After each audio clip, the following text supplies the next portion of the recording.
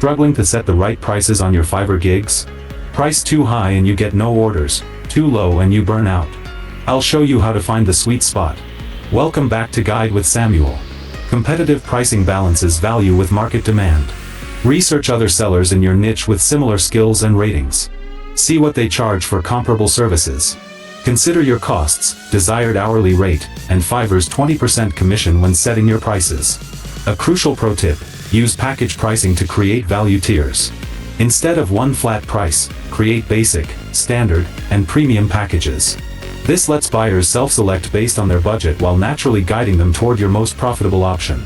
And just like that, you can price your services strategically to attract the right clients. Smart pricing maximizes your earnings without scaring away buyers. Do you use package pricing or single offers?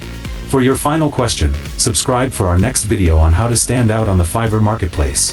Thanks for watching.